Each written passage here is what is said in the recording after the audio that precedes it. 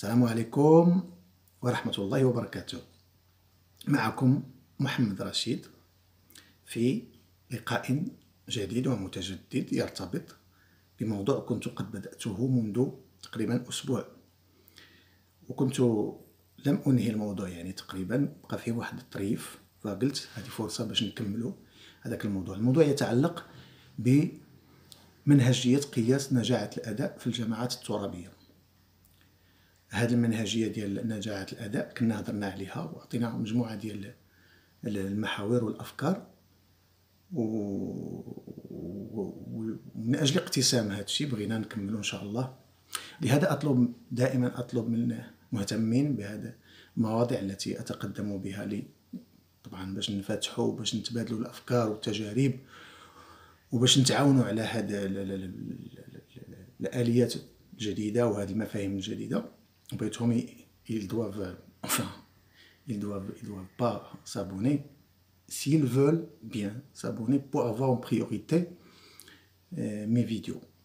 Donc je vais faire un petit rappel juste parce que l'autre fois je me suis exprimé en langue française justement parce qu'il y a pas mal de termes, une terminologie plutôt française, mais je vais essayer quand même de traduire de sorte à ce que tout le monde puisse en tirer profit. Donc on a défini la stratégie de... Qu'est-ce que ça veut dire la performance? Donc la définition de la performance, on a dit que c'est la capacité d'une collectivité territoriale à atteindre ses objectifs qui sont préalablement définis et déclinés normalement dans son plan d'action ou bien son programme de développement. Ça dépend si on est au niveau régional ou préfectoral. On parle de programme de développement. Pour les communes, ce sont des plans d'action qui sont élaborés et adoptés par les conseils. Donc, on a aussi rappelé les objectifs de la mesure de la performance. Le premier objectif, c'est renforcer la transparence pour mieux informer le département compétent. Pour les collectivités territoriales, c'est le ministère de l'Intérieur, parce que on a, conformément aux lois organiques, les gouverneurs et walis détiennent donc la compétence du contrôle administratif des actes des conseils élus. Donc, dans ce sens-là, pour les ministères, ils se dirigent vers le Parlement normalement pour rendre compte des projets de performance ou bien des rapports de performance. Donc la première des choses, c'est renforcer la transparence et mieux informer les autorités compétentes. Le deuxième objectif, c'est d'améliorer l'efficacité et l'efficience de la dépense publique. C'est très intéressant, mais aussi s'assurer de la prestation d'un service de qualité, c'est-à-dire la qualité du service rendu aux citoyens, il doit respecter les normes et les indicateurs de qualité. Troisième objectif de la performance, c'est responsabiliser les gestionnaires quant à leurs obligations de rendre compte de leurs performances et de leurs résultats. Ça, c'était la définition. On a aussi montré l'importance d'assimiler la notion de chaîne de résultats, justement pour un peu tracer la carte mentale de la performance. Donc on a bien noté qu'une chaîne de résultats, c'est un enchaînement logique qui inclut les intrants, les activités, les extrants, les effets et l'impact dans une structure donnée.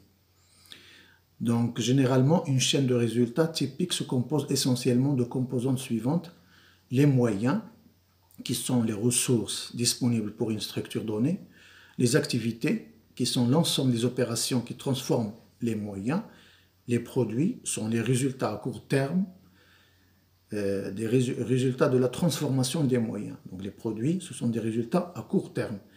Les effets, ce sont les résultats à moyen terme, alors que l'impact sont des résultats à long terme. Ça a été c'est juste un petit rappel de la première épisode qui parle de la performance. On a aussi cité un certain nombre d'indicateurs qui vont faciliter cette mesure de performance parce que ce sont les indicateurs qui vont permettre la mesure de la performance dans les règles de l'art. Et on a distingué un certain nombre de familles d'indicateurs, notamment les indicateurs de performance, les indicateurs d'efficience, les indicateurs d'efficacité socio-économique, les indicateurs de qualité de service, et aussi il y a les indicateurs de contexte, qui sont normalement pas forcément liés à la stratégie d'une collectivité territoriale. Ce sont des indicateurs qui vont représenter l'indicateur de baseline, c'est-à-dire le point de départ, ce sont le repère, ce sont le témoin, si on parle un peu côté laboratoire. Ces indicateurs ont pour objectif de donner une image de la situation initiale, c'est-à-dire l'instant ATI, l'instant initial, qui va permettre la mesure des changements qui vont être apportés à l'objectif visé, fixé. Donc ces indicateurs de contexte ne sont pas, comme j'ai dit, ne sont pas liés à l'objectif stratégique en lui-même, mais c'est juste pour donner une image de la situation initiale et qui ne sont pas toujours mesurés en lien avec les objectifs stratégiques. Mais ils sont d'une utilité extraordinaire. C'est très intéressant de partir d'une batterie d'indicateurs socio-économiques, d'une batterie d'indicateurs de contexte qui vont faciliter la tâche de la mesure de la performance et par suite se rendre compte de l'apport de chaque conseil élu durant son mandat. Les indicateurs de contexte peuvent affecter aussi les autres indicateurs, bien sûr. Il y a un effet, il y a une influence qui peut être significative, parce on peut avoir des changements démographiques brusques, on peut avoir un certain nombre de changements socio-économiques. Donc ces indicateurs, ils vont par la logique des choses, ils vont atteindre les résultats qu'on cherche à atteindre de par les interventions de développement de la collectivité territoriale. En général, les indicateurs de contexte constituent des indicateurs de la situation initiale sur un territoire ou bien pour une action publique qui vont constituer par la suite une référence. C'est ça l'importance des normes, c'est qu'ils vont constituer une référence pour les évolutions futures. D'où l'intérêt de conserver ces indicateurs par rapport à la période dans laquelle nous avons lancé les projets et les actions qu'on a achevées. Nous avons aussi détaillé les types d'indicateurs. On a parlé d'indicateurs de moyens qui distinguent les moyens humains, matériels, financiers, informationnels et organisationnels. Donc, ce n'est pas la peine de reprendre. Les gens qui sont intéressés par les détails, ils peuvent consulter la première vidéo. Le titre, c'est écrit en arabe, Qiyas Najat al-Ada bi Jama'at Tourabiya. On peut avoir les détails de chaque indicateur, qu'est-ce que ça représente comme objectif, quelles sont ses limites, etc. Il y avait aussi les indicateurs d'activité, on les a détaillés avec leurs limites et on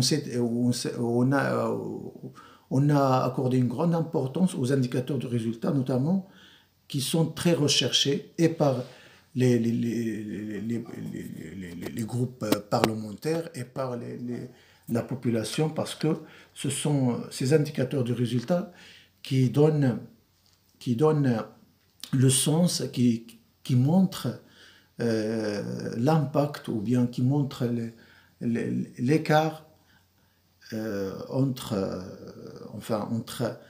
l'objectif qui a été fixé comme résultat attendu et le résultat obtenu réellement. Donc c'est très intéressant d'accorder une importance à ces résultats.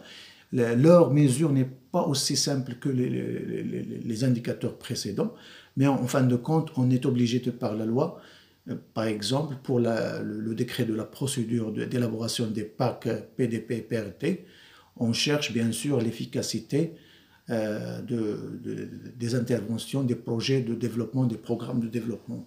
Donc on est obligé de composer avec ces types d'indicateurs. Ce sont les indicateurs les plus recherchés. Et maintenant, on est arrivé à un autre type d'indicateurs, ce sont les indicateurs transversaux.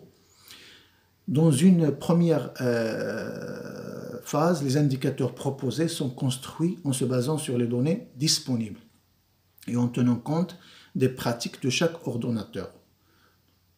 Les ordonnateurs pour les régions, ce sont les présidents des conseils régionaux. Pour les préfectures, ce sont les présidents du conseil provinciaux ou préfectoraux. Pour les communes, bien sûr, ce sont les présidents des communes. Et c'est une responsabilité, quand on est ordonnateur, c'est une responsabilité de reddition de comptes. Donc, on est responsable des exploits comme on est responsable des échecs. Donc ces indicateurs vont apporter une grande assistance à la mise en valeur, à la mise en relief des efforts déployés par les conseils élus, et bien sûr par les administrations, par le personnel communal. Donc il sera tenu en compte des caractéristiques et des spécificités propres à chaque structure pour le calcul de ces indicateurs. Donc il y a une spécificité qui varie selon chaque structure. Pour les indicateurs qui se réfèrent aux fonctions, on sait très bien que les fonctions exercées au sein des collectivités territoriales, on peut les diviser en trois types de fonctions. Il y a les fonctions qui représentent des prestations de services de proximité. Il y a des fonctions qui concernent, par exemple, les ressources humaines, la préparation des budgets, la comptabilité générale, la clôture des budgets, etc. Voilà, la gestion des ressources humaines. Toutes ces fonctions-là, ce sont des fonctions d'appui et d'assistance à la bonne marche de la gestion quotidienne de l'administration locale. Mais il y a aussi un autre type de fonction auquel on ne prête pas une grande importance, et c'est le moment de le dire aujourd'hui. J'ai beau réfléchir avant de me prononcer, justement parce qu'on a tendance à accorder plus d'importance aux fonctionnaires qui exécutent, par exemple, les régisseurs de dépenses, régisseurs de recettes, les chefs de service de finances, qui préparent le budget, qui arrêtent les excédents, etc. Mais on a tendance à oublier un certain nombre de fonctions qui sont très importantes, notamment les fonctions stratégiques. Par exemple, les gens qui vont aider le président pour le contrôle interne, les gens qui vont aider le président pour auditer les processus de l'administration locale, les gens qui vont bien sûr aider ou bien exercer leurs fonctions, leurs attributions pour élaborer les programmes de développement. Ce sont des gens qui font de la conception stratégique. Normalement, c'est le niveau le plus haut. Et donc, normalement, pour les ordonnateurs, les présidents, les chefs de l'administration locale, il faut avoir cette vision bien sûr qu'il faut motiver tout le monde, mais à chaque niveau, il faut lui accorder sa propre valeur, bien sûr le motiver, dans le sens de faire en sorte à ce que chacun des cadres et des techniciens puisse apporter sa propre collaboration à la réussite et à l'atteinte des objectifs de l'administration locale. Donc la fonction, on peut citer par exemple la fonction bureautique. Si on raisonne de manière bureautique, la fonction bureautique, l'indicateur de cette fonction, c'est le ratio d'efficience bureautique. L'objectif de ce ratio d'efficience bureautique, c'est d'améliorer la gestion bureautique. Comment? De par l'analyse de l'efficience, notamment le coût annuel moyen du poste bureautique pour un parc donné de postes. C'est-à-dire, on doit avoir des chiffres qui vont montrer la moyenne, c'est-à-dire le coût de chaque poste par rapport à tout le parc de postes qui existe dans une collectivité, dans une administration locale. Ici, l'unité de mesure, bien sûr, c'est le coût, c'est en dirhams par poste. Et le calcul, on fait comment on divise comme numérateur la somme des dépenses bureautiques qui intègrent notamment les achats de PC, les imprimantes, les consommables, les coûts de maintenance du matériel, etc. Et on divise par le dénominateur, c'est le nombre de postes bureautiques total. Seulement que la limite de cet indicateur, c'est que ils sont proposés, ils sont construits en se basant sur les données disponibles. Donc des fois, surtout pour les collectivités territoriales, les préfectures et les régions, ils sont nouvellement donc créés. Donc il n'y a pas il n'y a pas un historique. Donc on peut là avoir recours à des administrations similaires justement pour s'orienter. C'est-à-dire que l'indicateur de départ, le baseline, on ne l'a pas. Mais on peut bien sûr trouver une solution comme je viens de proposer. Ces indicateurs ont une limite, je parle bien des indicateurs des ratios d'efficience bureautique, ils sont exclus, les coûts Internet, accès et d'hébergement. Voilà, ça c'est un premier défaut, c'est-à-dire que l'achat d'un ordinateur de consommables imprimantes, on n'y inclut pas les coûts de l'Internet et l'hébergement d'un site par exemple, le coût c'est-à-dire le coût qu'on doit payer pour héberger un site Internet d'une collectivité territoriale par exemple. Dans un premier temps, chaque collectivité territoriale, normalement, elle doit utiliser sa propre définition de la bureautique.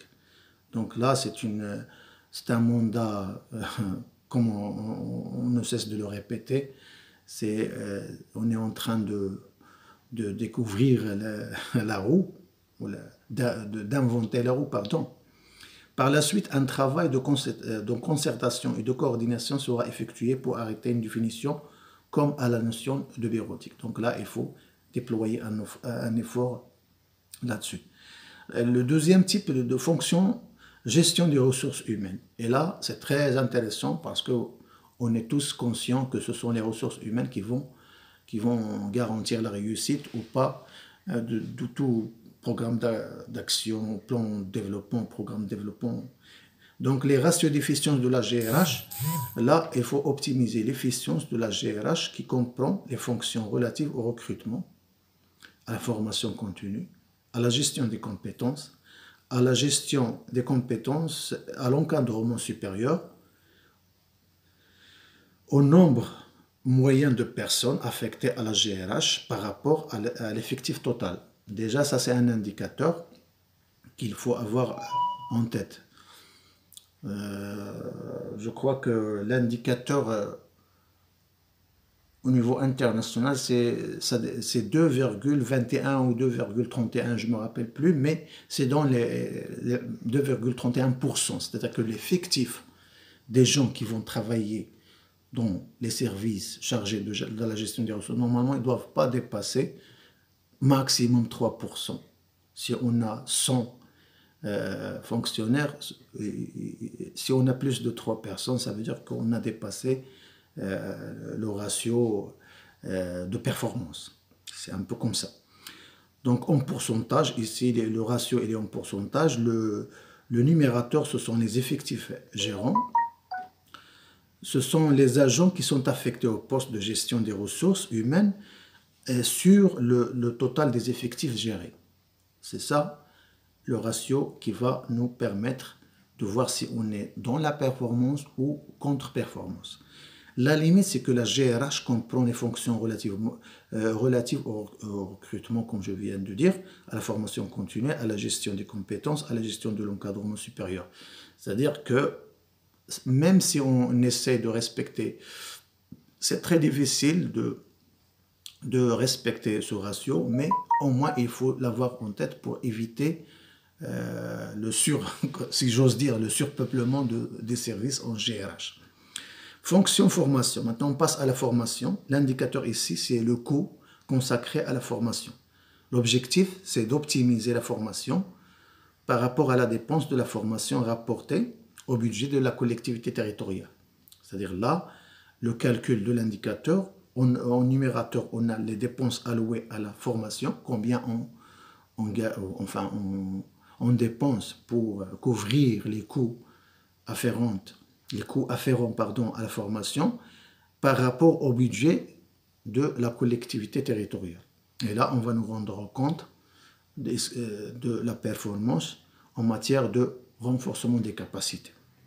La limite de cet indicateur, c'est qu'il est calculé pour l'ensemble de la collectivité territoriale, alors que normalement, on doit viser service par service. C'est-à-dire que ici, la moyenne, le pourcentage ne montre pas réellement l'efficience ou plutôt l'efficacité de cette attribution de la GRH. Le cinquième ratio ici, c'est la gestion immobilière. Il y a le mobilier et l'immobilier. Donc la gestion immobilière, c'est très intéressant pour les collectivités territoriales. Le ratio d'occupation des surfaces, c'est-à-dire catégorie d'indicateurs d'efficience. Ici, c'est un indicateur d'efficience. On a une superficie, on trouve des fois des collectivités territoriales qui ont un foncier, mais mal exploité ou sous-exploité ou surexploité, ça dépend. L'objectif de ce ratio, c'est d'optimiser le foncier, c'est-à-dire qu'un domaine privé d'une collectivité territoriale utilisé comme parc immobilier, il faut l'optimiser par rapport au nombre moyen des espaces occupés par rapport à l'effectif total. Donc il faut optimiser au maximum de sorte à ce que, parce que le foncier, ce sont les 4 F, ce sont les 4 conditions de la réussite de tout projet.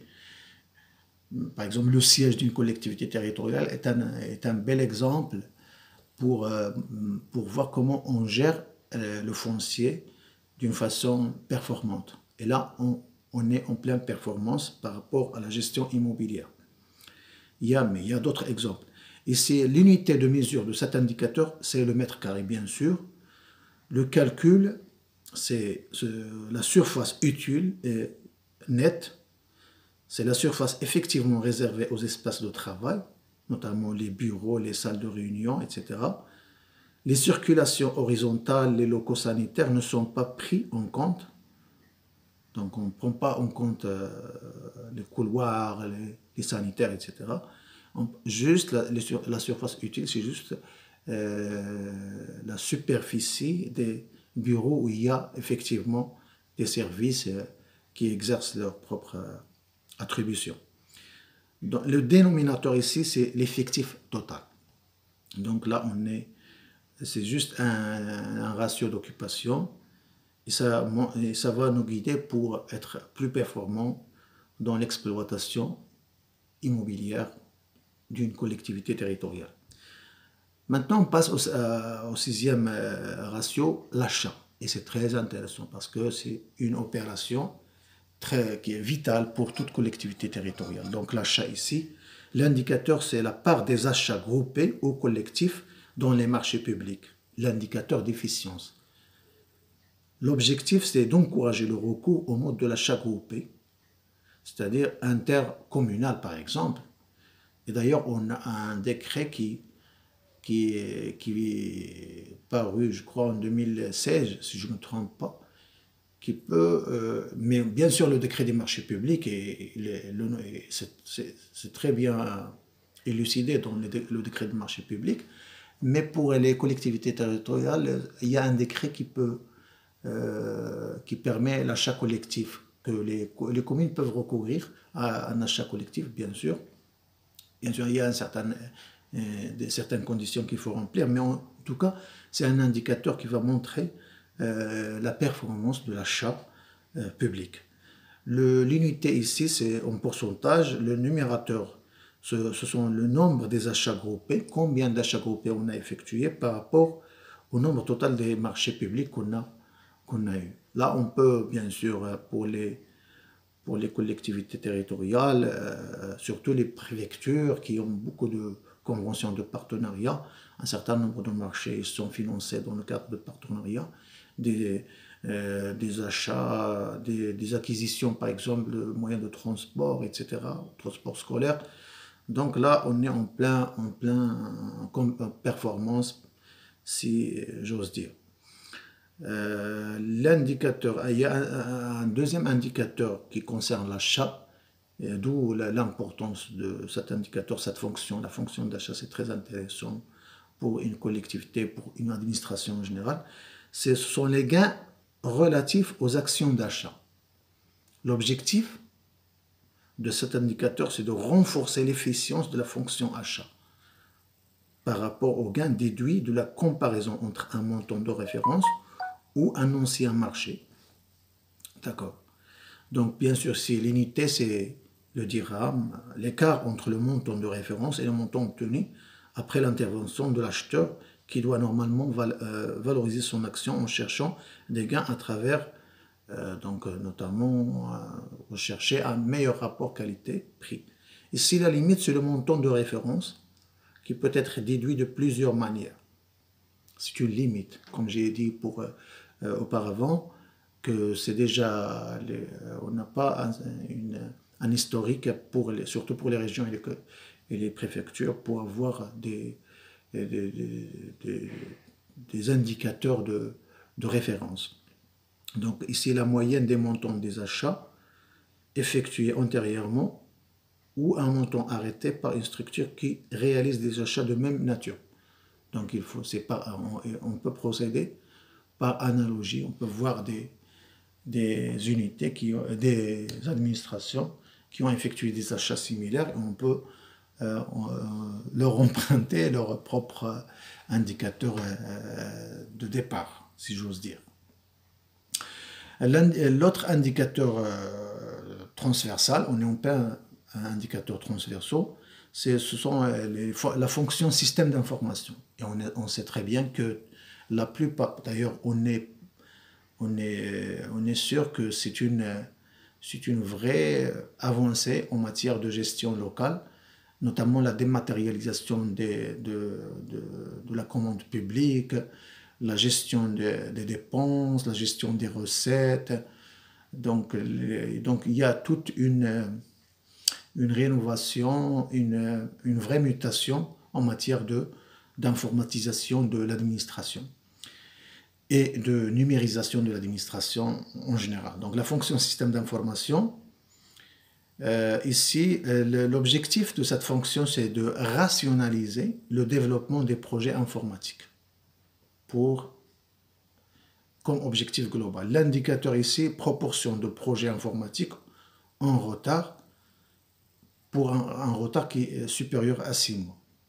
L'objectif, c'est de faire en sorte à respecter les délais et les coûts des projets informatiques.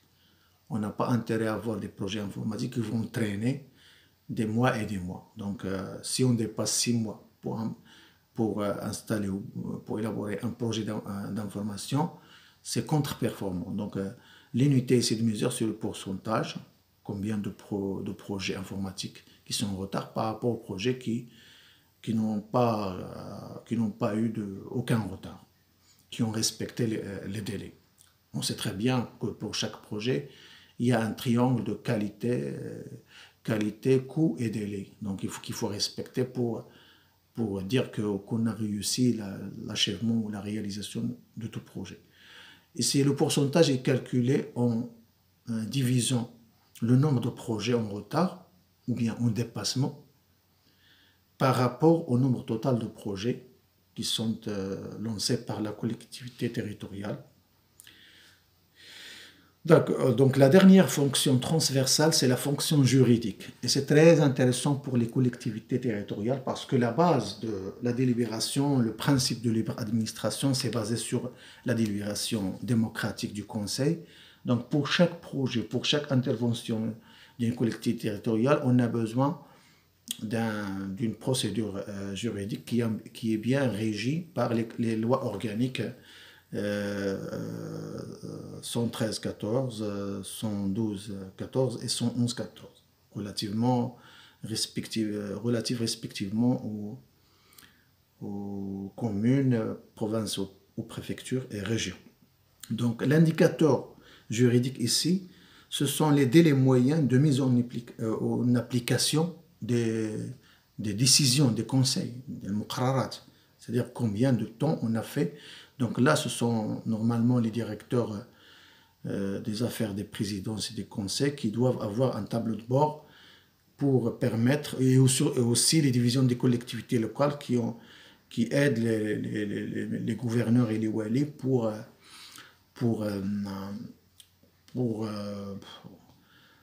apporter l'assistance juridique et pour assurer le muraqaba al-idari, le contrôle administratif, bien sûr, juste pour voir la performance. Bien sûr, chaque administration il peut agir, il peut avoir ses propres indicateurs, mais on revient au niveau des collectivités territoriales, donc c'est très intéressant de respecter, pour la planification stratégique par exemple, d'avoir en tête, parce qu'il y a les sessions ordinaires et les sessions extraordinaires. Bien sûr, à chaque fois on peut avoir une session, on peut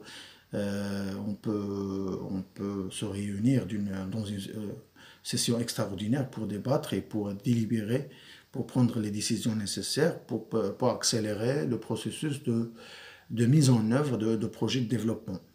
Donc les objectifs de cet indicateur, c'est justement de voir qu'on a respecté les délais, qu'on a bien préparé les accords de principe avec nos partenaires, surtout lorsqu'il s'agit de projets qui vont être réalisés dans un cadre partenarial. L'unité de mesure ici, ce sont bien sûr des mois, c'est des mois. Des fois, on attend même des années pour aboutir, parce que la plupart des conseils, ils ont beaucoup de conventions signées, bien sûr, mais on a toujours le risque qui est toujours présent là, que un ou deux des partenaires n'honorent pas ces engagements en matière de contribution financière dans le cadre d'une convention. Donc c'était ça les indicateurs transversaux.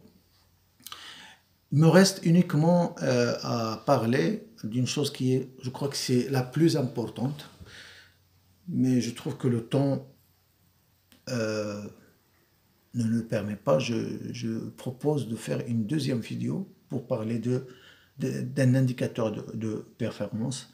La lisibilité d'un indicateur de performance, c'est très important. C'est très important pour un peu mettre en œuvre cette culture de performance au sein d'une administration. On va voir dans la prochaine vidéo comment lire la lisibilité d'un indicateur de performance, quels sont les critères, quels sont les